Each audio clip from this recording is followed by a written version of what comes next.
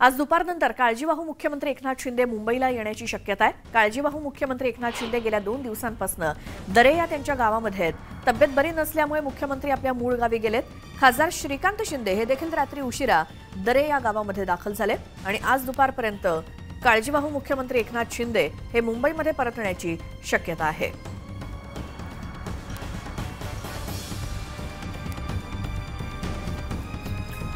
दरे या गावामध्ये गेल्या 2 दिवसांपासून काळजीवाहू मुख्यमंत्री आहेत एकनाथ शिंदे आणि आज मात्र ते मुंबईला परतण्याची शक्यता आहे। त्यांची तब्येत देखील बरी नसल्याची माहिती मिळालेली होती, त्यामुळे देवदर्शनासोबतच काही कार्यक्रम हे रद्द करण्यात आले होते आणि आता मात्र आज दुपारनंतर ते मुंबईला येण्याची शक्यता आहे। काल रात्री उशिरा त्यांचे पुत्र श्रीकांत शिंदे हे देखील दरे या गावामध्ये पोहोचले होते आणि आज दुपारी काळजीवाहू मुख्यमंत्री एकनाथ शिंदे हे मुंबईमध्ये परतण्याची शक्यता आहे।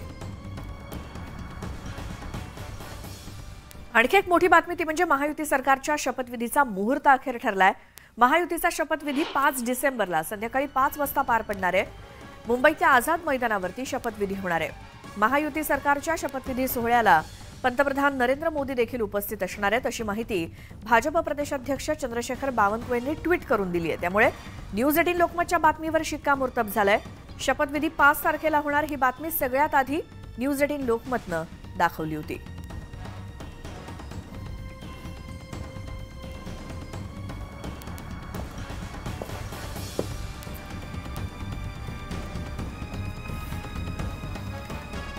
यानंतर बातम्या पाहूयात सुपरफास्ट 100। देशामध्ये एलपीजी सिलेंडरची किंमत वाढली आहे। 19 किलोच्या व्यावसायिक एलपीजी सिलेंडरसाठी वाढ करण्यात आली आहे दरात। आजपासून नवे दर देशभरात लागू झालेत, तर घरगुती एलपीजीच्या किमतीमध्ये मात्र कोणताही बदल करण्यात आलेला नाही। मुंबईमध्ये आजपासून 5 डिसेंबरपर्यंत पाणी कपात केली जाणार आहे। पालिकेला पाणीपुरवठा करणाऱ्या पीसे येथील न्यूमॅटिक गेट सिस्टममध्ये तांत्रिक बिघाड झाला, त्याच्या दुरुस्तीचं काम तातडीनं हाती घेण्यात आल्यामुळे पाणी पुरवठ्यावरती परिणाम होणार आहे। स्टेट बँक ऑफ इंडियानं आजपासून क्रेडिट कार्डच्या नियमांमध्ये बदल केलेत। एसबीआय यापुढे डिजिटल गेमिंग प्लॅटफॉर्म व्यवहारांसाठी वापरल्या जाणाऱ्या क्रेडिट कार्डवरती रिवॉर्ड पॉइंट्स देणार नाही। आर्थिक वर्ष 2023-24 साठी आयकर विवरण भरण्यासाठी 15 डिसेंबरची मुदत वाढवून देण्यात आली आहे। केंद्रीय प्रत्यक्ष कर मंडळानं विवरण भरण्यासाठी 15 दिवसांची मुदतवाढ देण्याचा निर्णय जाहीर केलाय। अमरावती जिल्ह्यात थंडीची लाट आली आहे। जिल्ह्यामध्ये तापमानाचा पारा 12 अंशांपर्यंत खाली आलाय, तर विदर्भाचं नंदनवन असलेल्या मेळघाटात 8 ते 9 अंशांपर्यंत तापमानाची नोंद झाली। रायगड जिल्ह्यामध्ये थंडीचा जोर वाढला, दरम्यान काही ठिकाणी दिवसाच्या तापमानात सुद्धा घसरण झाली आहे। थंडीपासून बचावासाठी नागरिक शेकोट्यांचा आधार घेत आहेत।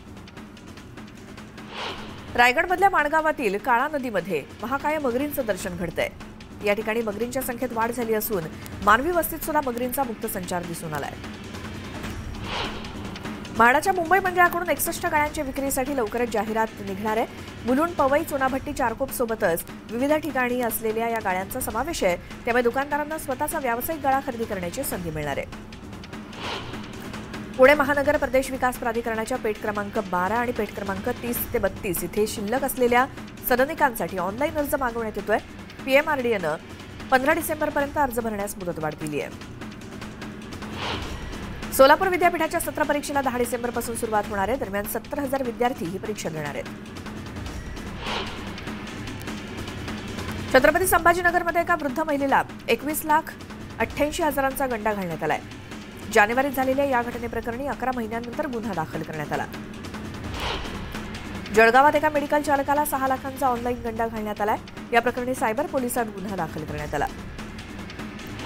छत्रपती संभाजीनगरमध्ये तापमानात घसरण झाली। यंदा प्रथमच तापमानाचा पारा 10.6 अंश सेल्सिअस पर्यंत गेलाय। थंडीपासून बचावासाठी नागरिक शेकोटीचा आधार घेत आहेत। सोलापुरात चोरांचा सुळसुळाट बघायला मिळाला। विविध भागामध्ये एकाच दिवसात 3 ठिकाणी घरफोडीच्या घटना घडल्या आहेत। यात चोरट्यांनी दागिने तसंच रोख रक्कम चोरून नेली। छत्रपती संभाजीनगरातील मंडईमध्ये शेवग्याच्या शेंगा 500 रुपये किलोनं विकल्या जात आहेत। आवक कमी आणि मागणी जास्त असल्यामुळे शेवग्याच्या शेंगा चांगल्याच भाव खात आहेत। संरक्षण आस्थापनांपासून 500 मीटरपर्यंतच्या बांधकामांवरती असलेले निर्बंध मुंबई महापालिकेनं उठवलेत। याआधी मंजुरी दिलेल्या प्रकल्पांवरील स्थगिती उठवण्यात आली असून त्यामुळे अनेक प्रकल्पांचा मार्ग मोकळा झालाय। मावळ पूर्णपणे थंडीनं गारठलाय, त्याचा परिणाम वाहतुकीवरती झाल्याचं दिसतंय। मुंबई बेंगळुरू महामार्गावरती रोज हजारो वाहने सर्रास प्रवास करत असतात आणि नेहमी वर्दळ असलेल्या या मार्गावरती देहू रोड परिसरात थंडीमुळे नीरव शांतता दिसून आली। पुण्यासोबतच ग्रामीण भागात थंडीचा कडाका चांगलाच वाढलाय। खेड, आंबेगाव, शिरूर सोबतच परिसरात गारठा वाढलाय, त्यामुळे ठिकठिकाणी नागरिक आता शेकोटीचा आधार घेत आहेत।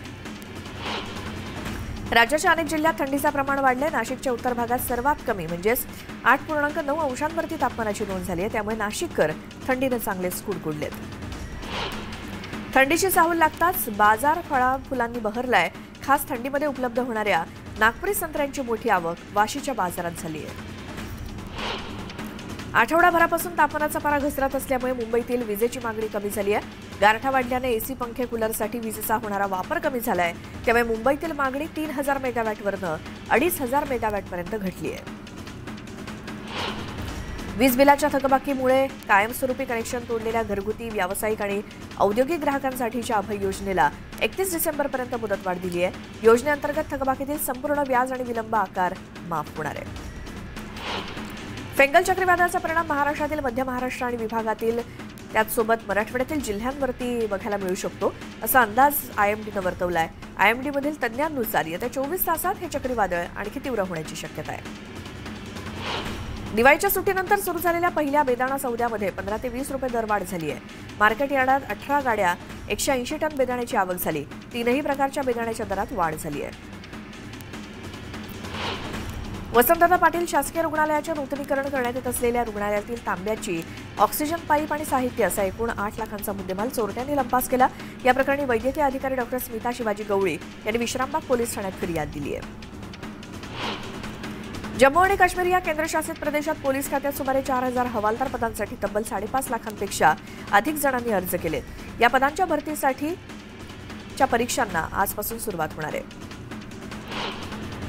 मुंबई विद्यापीठाशी संलग्न असलेल्या बी आर्क आणि बी फार्म या अभ्यासक्रमाच्या शिक्षण संस्थांनी मागील 2 वर्षात त्यांच्याकडे प्रवेश घेतलेल्या 42% विद्यार्थ्यांची संपूर्ण माहिती विद्यापीठाकडे सादर केली नसल्याचं समोर आलंय, त्यामुळे बी आर्क आणि बी फार्मच्या 40,000 विद्यार्थ्यांची नोंदणी प्रलंबित आहे।